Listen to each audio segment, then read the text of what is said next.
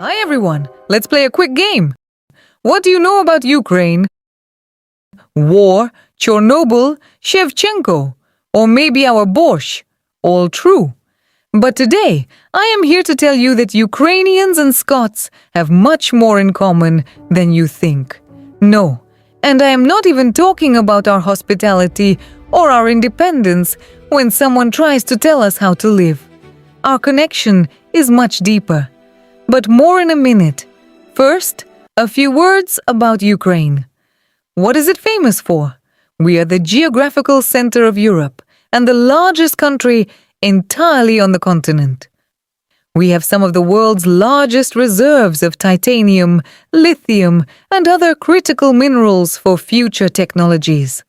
We also feed a huge part of the world with our grain and sunflower oil. If you ate a pastry today, you are welcome. Ukraine is not only about resources, it's also about brain. Now, Ukraine is a world leader in IT. Our engineers create technologies used globally. In fact, Ukraine is the first country where a digital ID in an app has the same legal power as a physical passport. We can fix any IT system with a piece of code and a generator during a blackout. Our tourism potential stretches from the Carpathian Mountains and Black Sea to the architecture of Lviv and Kyiv. And of course, our food, borscht and vareniki, make you want to apply for a Ukrainian passport. And we cannot forget our famous people. Ukraine gave the world Shevchenko, and not just one. Today, the world knows us through our sports superstars. Andriy Shevchenko in football, my school friend Alexander Zinchenko in the Premier League, or the world boxing champion, Alexander Usyk. We know how to win on the pitch and in the ring. Let's go back to our connection, Scotland and Ukraine. Do you know who the Scots chose as their patron saint? Saint Andrew. And do you know who is the patron saint of Ukraine? Also St. Andrew. Coincidence? I don't think so. But it gets even better. Let's talk about Queen Margaret. St. Margaret of Scotland. She was the first woman to officially get the title of Queen of Scotland. Before her, they were just wives of the king.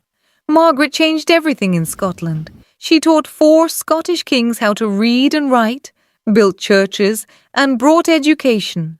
Her youngest son, David, built the first Scottish towns. And who was this woman? She was the daughter of Edward the Exile and the granddaughter of Yaroslav the Wise, the Grand Prince of Kyiv. Yes, the greatest queen of Scotland had Ukrainian DNA. You're welcome for the literacy, by the way. But that is not all. Let's look at the Declaration of Arbroath from 1320. The Scottish nobles wrote there that Scots are a separate nation, descendants of ancient nomads from Eastern Europe, specifically the Scythians. And where did the Scythians live? On the territory of modern Ukraine. So we are both descendants of the same freedom-loving people. No matter where life takes us, we grow like seeds in any soil. We adapt, and we bring success. Look at North America. It benefited so much from Scottish migration. Here is another proof of our connection, our traditions. And it seems to me that Ukrainian traditional embroidery and Scottish cross-stitch also share the same roots. In Scotland, you have the famous tartan, where every clan has its own pattern. In Ukraine, we have the vyshyvanka, our traditional embroidery that is hundreds of years old. Just like tartan, every region in Ukraine has its own unique patterns, colors, and techniques. You can look at a vyshyvanka and tell exactly where the person is from. For us, it is not just clothing. It is a code, a protective amulet, and a family history. We love this tradition so much that for many years we have celebrated World Vyshyvanka Day every May. And guess what? Last weekend, I took part in a Vyshyvanka parade right here in Glasgow. We gathered a few hundred Ukrainians in traditional shirts. It was a piece of Ukraine in the heart of Scotland. Now, look at this photo. This is my mom. She is wearing a vyshyvanka from the mid-19th century, made by one of my ancestors. It is a mourning shirt, so it is embroidered only with black threads. Maybe that is why it is in such good condition. It was worn very rarely. This shirt was passed from generation to generation in my family.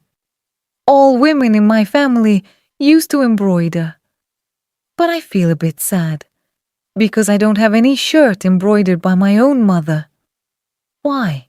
Because when she finally had some free time in her life, history forced her to learn a completely different craft. A special type of embroidery that literally saves lives today. Since 2014, my mom and her friends have been making camouflage nets for the military. For the last 4 years, she has been doing this every single day. Instead of shirts, she has embroidered hectares of military green nets. One of my biggest dreams is for her to finally take a rest, to see the day when these nets are no longer needed. But I know my mom, and I know our stubborn roots. While there is a need, she will not stop. So the only thing I can do for her from here is to buy materials. She needs spun bond and fabric to keep going. With the permission of the organizers of this event, I am starting a small fundraiser today. All donations go directly to buy materials for the camouflage nets made by my mom's team in Ukraine. If you want to support a strong Ukrainian mom who is making protection for our shared freedom, please, I'll be more than grateful. Thank you so much. Slava Ukraini!